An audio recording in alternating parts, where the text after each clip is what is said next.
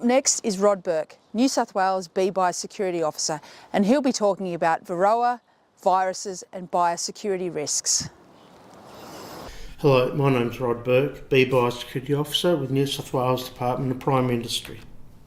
Today I'm going to be talking about Varroa, biosecurity risks from feral and unmanaged hives, mite surveillance and also virus introduction risks. 22nd of June 2022. We all know what happened. After their routine surveillance using miticides and sicky mats, the DPI sentinel hives in Newcastle were found to contain very small numbers of Varroa destructor mites.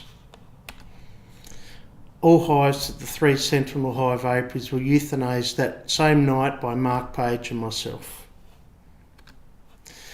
Some days later we still hadn't found any more mites, but went on a 10-kilometre drive away from the port and got dressed up. You can see what we found. We found some of the first 2 hives that we checked, then we stopped. It's quite shocking. These were high loads, 45 to 50 mites per hive from alcohol washing. So that was the start of the Varroa journey for all of us. We quickly learned that there were far more mites located 10 kilometres away from the port area than at the port itself. The DPI sentinel hives had discovered the expanding front, but the mites had not just originated from a port area incursion. So from extensive surveillance operations, we soon discovered that the mites were very widespread and that unfortunately had not been found previously by any of the beekeepers.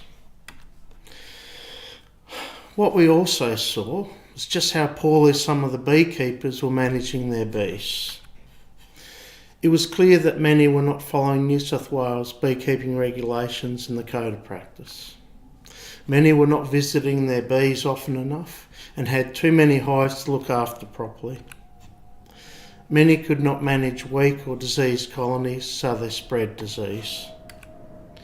Many could not even clean up or bee-proof their dead hives or their other beekeeping equipment. So basically the level of poor, lazy beekeeping was unacceptably high. We saw a lot of sad stuff. We had hives that had been completely chewed out by bush rats and everything exposed, dead outs, fully exposed, and hives that only had 1 or 2 frames in them even. Not easy hives to manage. There were a lot of poor beekeeping and dead, exposed and robbed hives found. You look at this, not even any attempt made to stack everything up in a straight line, so of course the bees are going to get into that very quickly. Some of it was basically just shameful beekeeping. If this is the best you can do, you really shouldn't be beekeeping. Sorry, but that's the absolute truth. You really can see why there were so many small hive beetle around. We had 3 great breeding years, very, very wet. Lots of beautiful breeding conditions and made even better by the fact that beekeepers were just giving it to the beetles, letting them breed up as much as they wanted to, causing huge, massive numbers of beetles to be coming out, going into everyone's beehives. It just makes beekeeping very hard when you're dealing with this. And now we've got this perfect union.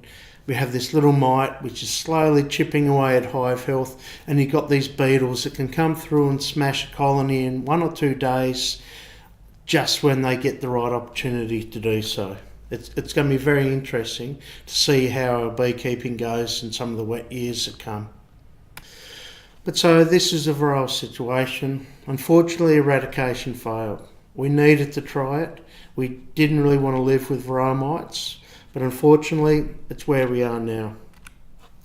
So we're in a transition to management, meaning that beekeepers need to start learning how to manage their bees. We've got a management zone. We already know that these areas have Varroa mites in them. And so any bees that either come into those areas or are already in those areas will probably need Varroa mite management straight away. And then we've got a suppression zone where the mites are slowly going to be moving through those areas. So beekeepers in those zones need to start getting ready. Basically, at the end of the day, beekeepers have a new pest that they need to manage. So, as you can see from some of those previous photos, we already have a lot of beekeepers who already needed to improve their game before Varroa destructor. So if they don't, then they won't survive after Varroa destructor because it will take them out. They need to get much better at keeping their bees alive. So what is it about Varroa? Varroa actually kills a hive really slowly. It just impacts one bee at a time. One mite here, one mite there. It is not a problem for the beehive. But one mite will breed up and eventually become thousands and thousands of mites. So once established, it cannot be eradicated. You can manage the numbers in your hive, but you cannot completely eradicate them from the environment once it is fully established in an area. So beekeepers need to manage it in their own hives. Forget about what's around them, concentrate on managing them within your own hives. So you've got to do regular monitoring, and this means you need to kill bees. The best monitoring means that you're killing bees when you do that, and you need to get comfortable with that. You're better off to kill a small amount of the bees in your colony than to not do any monitoring at all and lose all of your bees. So there are different methods. Obviously alcohol and soapy water wash and sugar shake all test approximately 300 nurse bees if you do a half cup. Heaped half cup, about 300 bees. Nice, reasonably accurate number. It's a standard. And so these are the internationally recognised standard mite surveillance options that are used to work out what sort of infestation rate you have. How many mites per 100 bees. Then there's drone uncapping, and that tests how many drones. How many do you want to test from a hive? Basically that number is up to you. And then also, how does that result correlate with a wash result that's given you an accurate percentage infestation rate? Yes, drones can show you if you have mites or not, but you cannot find out exactly how many mites you have and whether it's time to treat or not just based off some drones having a few mites or not. It's just not accurate enough because the results vary considerably. One of these photos in New Zealand, they have a lot of mites. He pulled out a lot of drones. He found no mites on those drones, yet an alcohol wash was showing mites. Inconsistency all over. And you look at those drones there under the excluder, you've pulled them up, there are lots of exposed drones there, lots of different ages, but often you just cannot find mites in them. So it's very hard to get an accurate result. If we look at this here, mites per half cup, or 300 of bees. You've got 2 mites. Okay, you've got a couple of mites. Really, you don't need to worry at the moment. You have mites, yes, but you don't need to treat. You've got 3. Now you're up to 1% infestation. 3 mites over 300 bees is 1 mite per 100 bees, 1%. 4 mites. Still, it's not probably time to treat. You get to 9 mites, that's a 3% infestation rate. Most places around the world, you need to treat now. Maybe we don't need to yet without viruses, but if the viruses are about, you definitely need to treat at this point in time. So you need to do the regulatory monitoring. You need to be comfortable with killing some bees. And then you need to treat as required. When it's time to treat, spend the money, do the treatments. If you don't treat, this is what will happen 6 weeks later. And this is actually a test subject that we ran. We had 3% infestation rate. There are about 54 mites in this wash from 6 weeks later. About a 16% infestation rate.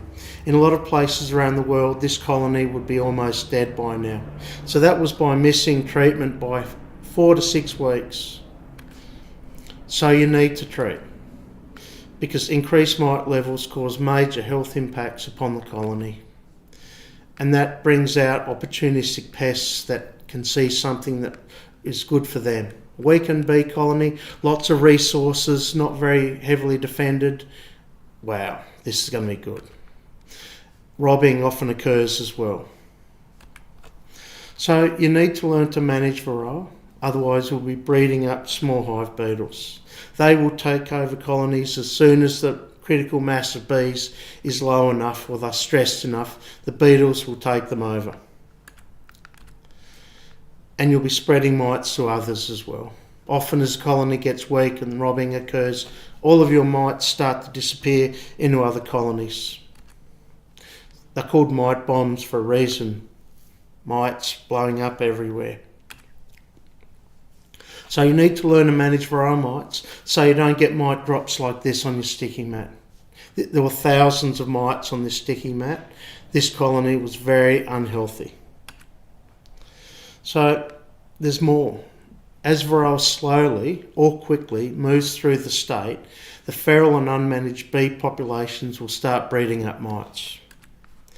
Feral colonies are often very widespread and they're really hard to find. You don't often know where they are, but there can be bees all over the place. Lots of feral bees and lots of little crevices, hiding, not always seen.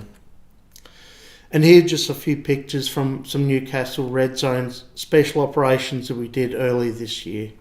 You can see we've got nothing and then there's a colony there. Colony in that tree, in that old house, that little black smudge up the top, that's a colony of bees, or it was, it's dead now. Down there in the internet pit, down there in that window, bees all through the wall cavity. Here we go, unlikely looking place, but guess what? Colony of bees living in there as well. And we've got this one as well, massive colony. And it had massive mite loading in it too. So feral colonies are all over the place. And we cannot manage feral colonies, so they cannot manage their own Varroa mite numbers either. So we all know what's going to happen with that eventually. They're going to become massive mite bombs down the track. Their mite numbers will build up, and eventually a tipping point, hives dying off everywhere, and we've got the managed bees around, so those bees are going to be exposed to all of these mites. So basically this is a transition to survival. We need to keep our bees alive through this rough patch that is coming. You've got to work very hard. You've got a steep learning curve, but you've got to keep your bees alive. It's very, very important for yourself and for everyone else. Keep your bees alive. You'll lose some, but you'll be learning. You'll be learning to get better in managing mites. So the first thing is you've got to keep on monitoring. And I know the regulations say a minimum of every 16 weeks. Well, to be perfectly honest, during this phase, we should be doing a small percentage of our hives at least every 3 or 4 weeks. Say 10 to 25% of your apiary, do an alcohol wash, see what the mite numbers are doing. As soon as it hits a certain point, you've got to treat the whole apiary. It's going to be very expensive, but you want to keep those bees alive. You have to treat as soon as the threshold reading is reached, and that's obviously seasonally dependent. In spring, the bee population is building up. They will build up very quickly, and so the mite percentage does not always get too dangerously high. At the other end of the season, it's the exact opposite. Very quickly, you can get very high infestation rates, and if you have that going into autumn, winter, there's a big danger that you'll lose your colony. They can get very unwell. So you've got to look at when you need to treat. Different times of the year, you need different thresholds for when you would treat. Don't be afraid to learn new things. This is a steep learning curve. There's all sorts of information out there from lots of different countries, lots of different personalities, lots of people that believe in one thing only. Give them a try. Follow what's legally acceptable. Use PPE if you need to, because some of these treatments are very dangerous. Just look at everything and see what is going to work for you. But at the same time, you need to manage small hive beetle, as they will take any opportunity to use your Varroa weakened hive as a breeding opportunity. That's what they wait all winter for and spring for so that they can breed through summer. They want weak colonies so that they can breed up their numbers. Very importantly, follow the code. Manage your weak hives and bee-proof absolutely everything. And eventually it will get better. It's going to take a while, but the wave has to move through and then things will slow down, and then it's going to be managed colonies and very few feral colonies, and it'll be a lot easier to manage. So I'm going to talk about hives moving into the management zone, and I did that on the weekend. I've had bees 2.5 hours away sitting there, and I've just brought some back in. So the first thing you've got to realise is these clean hives will encounter mites very quickly. Okay, so you're moving from a safe zone where there probably aren't any mites into an area that's full of mites. It's going to happen, so mentally think about that. And don't freak out when you find mites. You know you're going to get them. So monitor them regularly. Treat when you need to. And enjoy keeping your bees alive. That's the thing about beekeeping. Keeping your bees alive. Know that you've got to manage mites to do that. So here's a little bit of small hive beetle and Varroa monitoring and management. So mesh bottoms work best for a combined approach. So we've got 48 hours here since I put these in. I brought these bees back in. I gave them 2 days to settle down. I've got some hydrated lime in the bottom there, and I've probably got 50 or 100 small hive beetle that have been pushed through the mesh. At that point, I'm looking at something that I learned in New Zealand. They use core flute. They spray it with some cooking oil, and they use that like a sticky mat. So in this case, I've put small little sticky mats in. I've just put them in on top of the lime because I want to keep killing beetles, but I also would like to see whether any mites drop out. Then I put in miticide application. Obviously, this is a test that we're doing in surveillance hives. But you can see there, I've got 2 sets of gloves on. You've got to remember these are chemicals that you're playing with. You've got to minimise the risk to yourself. You've got to wear the appropriate PPE. Now, I actually prefer putting my strips through the queen excluder. A metal queen excluder will handle these strips very well. I don't really like putting them straight on the top bars because they can fall down and do stuff. So this is how I do it. And this was 24 hours later. You can see there's a lot of frass, there's some hive beetles, a bit of stuff has fallen on that sticky mat. And the results were that I found 2 mites on 1 of the 4 sticky mats within 24 hours. And here's one of them here. You can see there's a lot of rubbish and gunk on there. You need to wear your glasses. If you haven't got perfect vision, put the glasses on, get the magnifying glass, whatever you need to see that. And you can see a bit closer. That's our telltale sign of a Varroa destructor mite. So within 24 hours of putting in miticide, I showed that this hive had already encountered mites in the environment. And it's only going to keep happening from there. We're now transitioning to management, and we all need to manage mites. And that means doing lots of alcohol washes. See what the results are. Hopefully you get small ones like we've got here on the left of the screen. We don't want those big ones. You know, that's causing colonies to become quite unhealthy. And you can see very distinctive shape of Varroa destructor. You don't want that, like I showed earlier, over 2,000 mites in that colony. That's not good beekeeping when they get to this stage. You need to manage it so you never see that. Because we're talking about viruses next. Varroa feed on the fat body, which is basically the bee liver. So this process weakens the bee and can introduce both bacteria and viruses into the bee. Remember, there's a hole. There's a hole has been put into the bee, and stuff goes in and stuff goes out into the Varroa mite. So far, Australia has not detected the main deadly bee viruses found elsewhere, which are deformed wing virus and acute bee paralysis virus.